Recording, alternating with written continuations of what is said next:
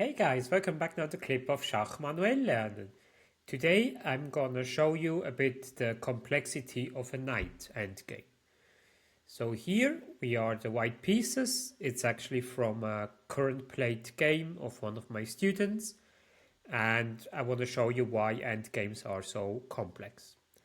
So we are white. Obviously we have an advantage because we are a pawn up. So we try to promote this pawn, and yeah, there are two ways of doing that, like either supporting with the knight this pawn or to win this pawn in any way. But let's check quickly that. So let's say if we give a check, the king should stay close to the pawn. Otherwise, if he goes there, for instance, we just win immediately the pawn. And with two pawns up, it makes it easier for us. So that's why king d7. And now, let's say we play knight h6. Why? Because we would like to come closer to our pawn. And any other move, like let's say king goes here, black can activate his king, and we want to keep him a bit passive. And also here, yeah, are some ideas, like for instance knight e3, with the idea to go there, knight there, king d7, and knight c4, with the idea of winning the pawn again. So that is maybe an option. On the other hand, this move we also need to consider, that we go with the king there as well, but at the same time you always keep an eye on this pawn. So what can black do here?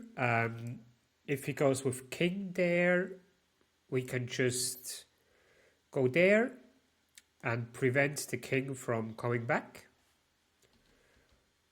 And the other option is that he goes back with the knight to g7, and that we can't push the pawn because he will always capture. King f6, knight f, and after this move we play king g5 because we want to push our pawn. And if we play here now h5, we always need to consider the sacrifice if knight captures, because if only king and knight are on the board, there's no available checkmate at all. So by capturing king d6, king g4, king d5, now we need to do something with our knight. And after that it would be a draw. So we always have to be careful with this h5 pawn.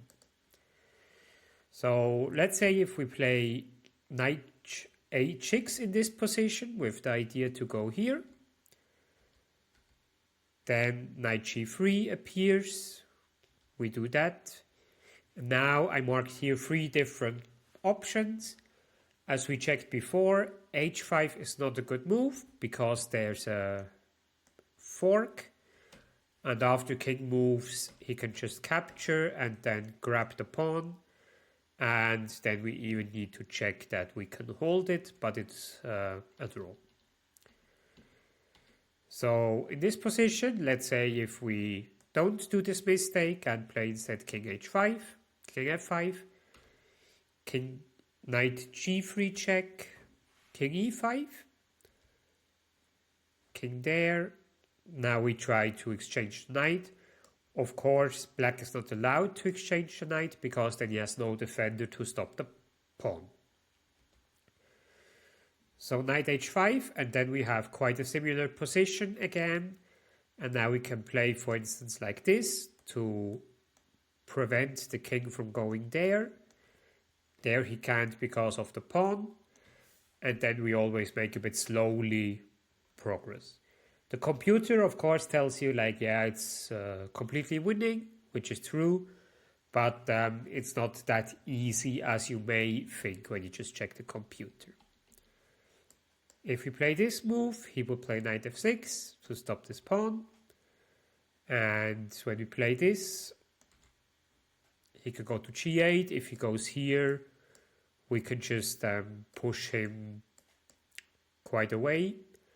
And the pawn on h and a file are always the worst to stop for the knight.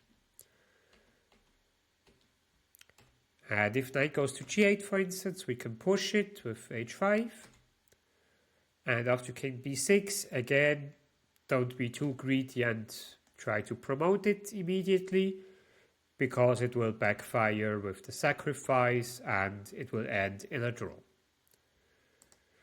So out of this endgame here, you can learn a lot about the maneuvering and the activity of the pieces, and you can also build it up by yourself and play it once against a computer or a friend, and you will see how it feels to play that with white and to play it with black. It's always good when you learn how to convert the game, but also how to hold the game. So with this small impression of a night game, I wish you a wonderful weekend, stay healthy and see you soon.